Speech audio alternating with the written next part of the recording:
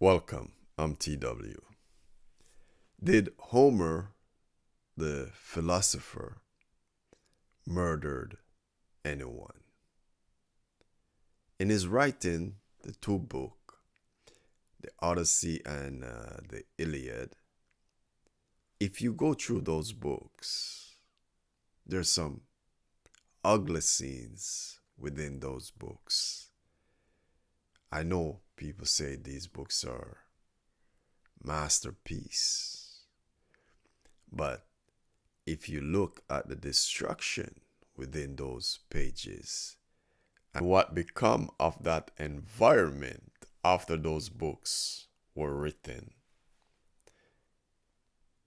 even Socrates was criticizing Homer about the writing that he leave behind and the motivation it was given to man to do certain things. But let's look on what happened with the Roman Empire, which is built after these books, or the Greek Empire that's built after these books come into play.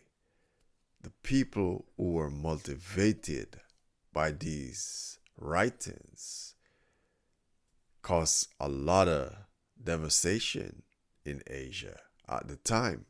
We don't look at it as devastation. We just glimpse over history and say, okay, this side was a winning side.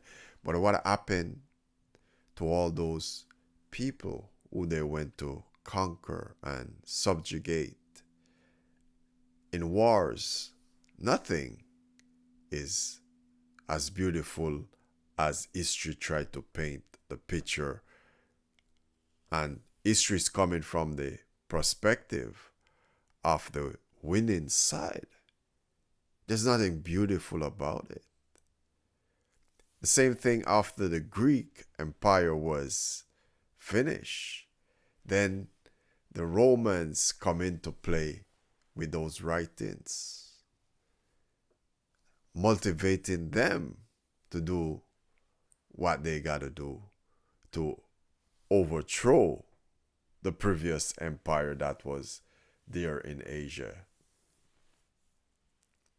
So it was a brutal situation. And do you think that these writings does not have anything to do with motivating a population like this? Remember, in Greek and in Romans, they used to have these theater that they perform plays in. You don't think they are performing the Iliad and Odyssey in this theater when they're doing their thing and motivating man himself to become cruel, to become the hero in this play? So right from the Greek to the Roman up into the European empires, don't you think these writings have anything to do with all the bloodshedding? They're trying to dominate each other. If you look closely at what Homer was saying and the scenes he was describing, isn't that what was playing out in Europe, even with World War I and World War II? Look at it closely. Because it's one nation trying to dominate another nation, trying to take the riches, just like in these books, they go to plunder cities, take their gold, take whatsoever riches, kill the male.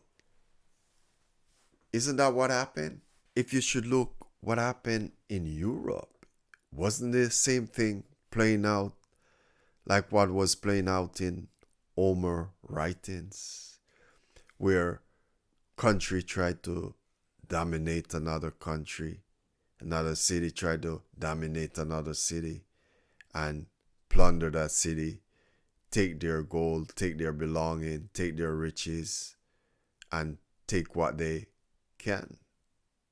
Isn't that what was really happening up until World War? And not up until World War II, but even right now. It might not be gold they're going to war for. They're going to war for oil, trying to get the natural resources out of another country. If you look at it, the same things he was talking about is still even happening at this moment as we speak. Things are still playing out in that environment.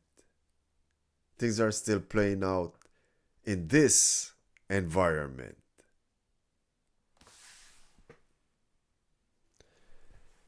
If you look at it carefully, it's just for the last, say, what, 80 years since peace really come to that continent where they're not killing each other.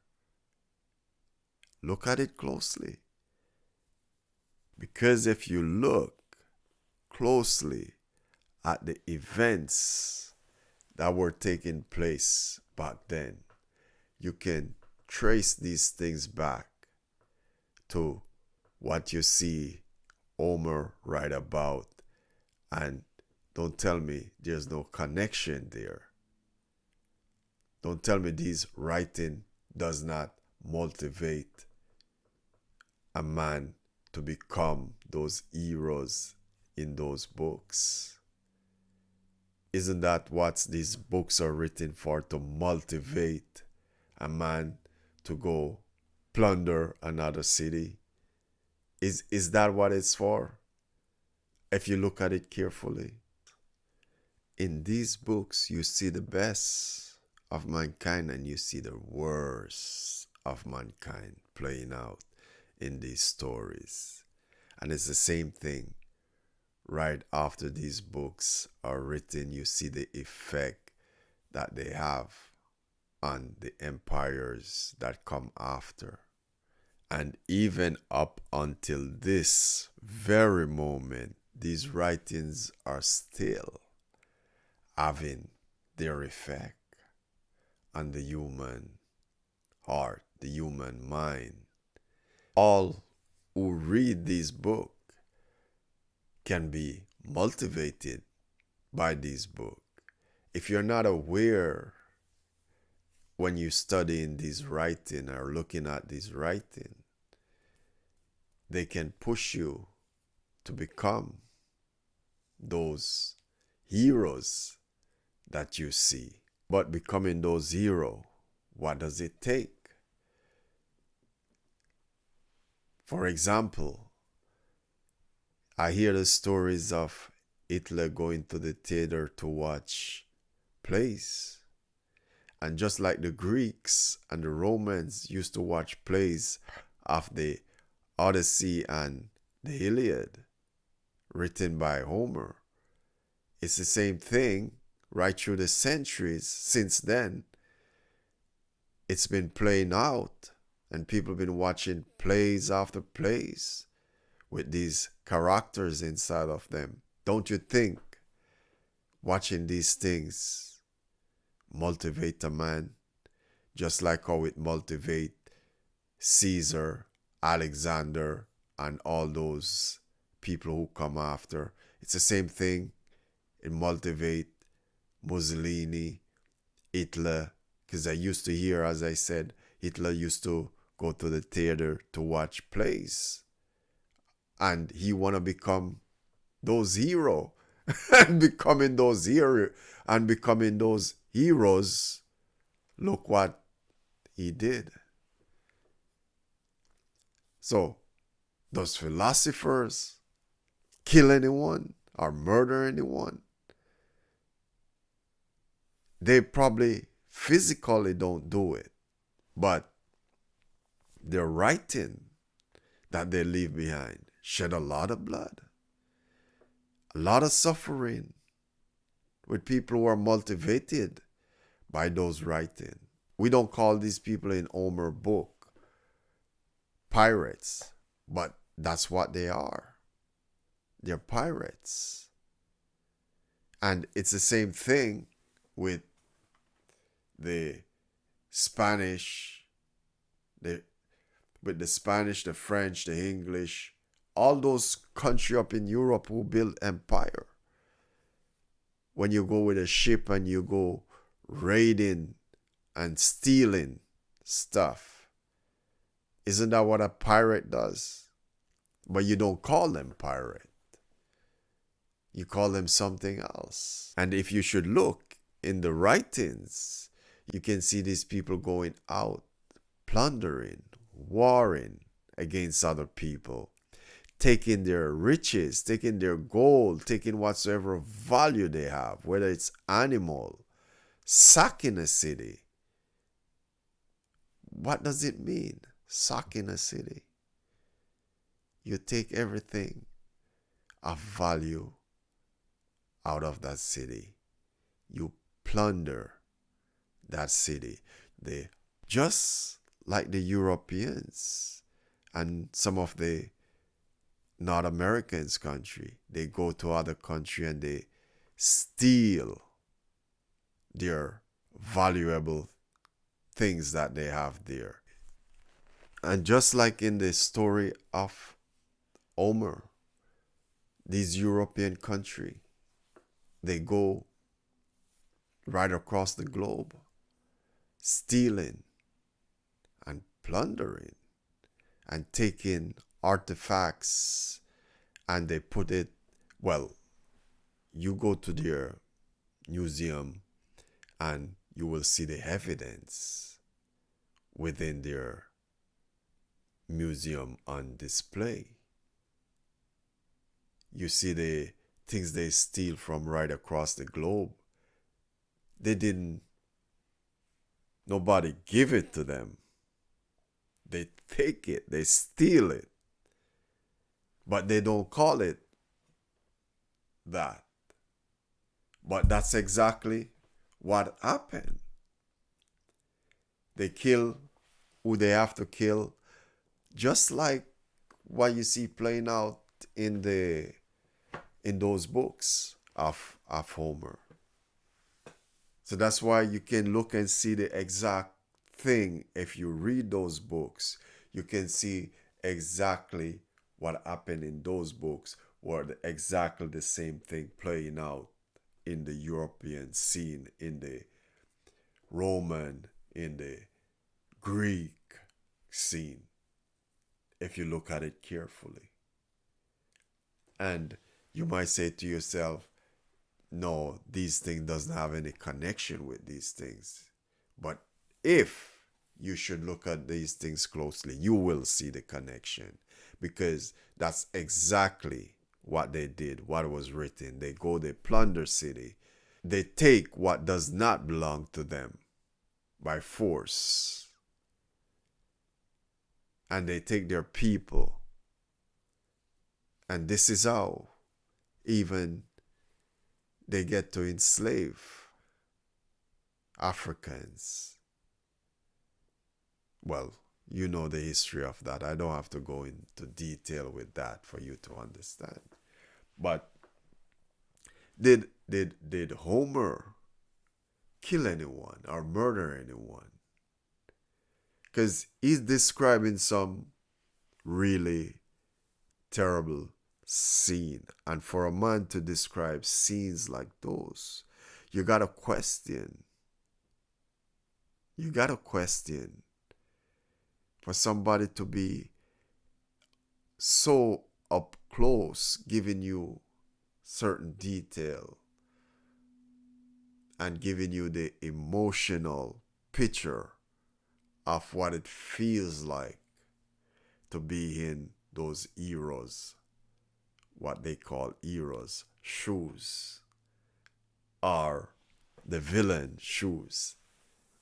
Then you gotta ask yourself, did they experience those things for them to write like that?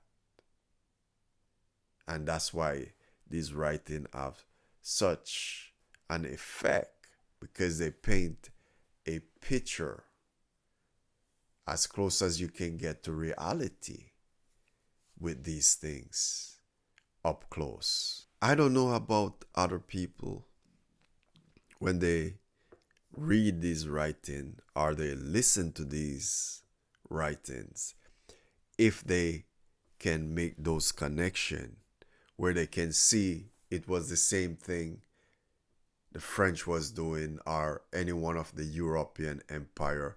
It's something similar to this thing where you go plunder and you try to conquer with your might, with your force, and take what does not belong to you.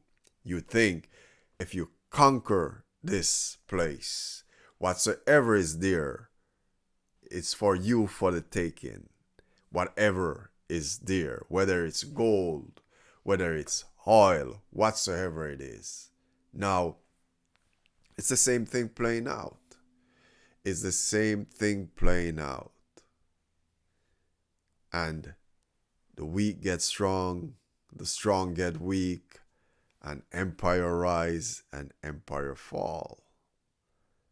And the cycle still continues until this moment. If you look at it carefully, you will see things playing out in your environment, in this environment that we're living right now. You can see the back and forth playing out. With this country, want to sabotage that country, go to war with this country to take what they have. Look at it carefully. You see countries going to war, murdering innocent people. It was the same thing back then.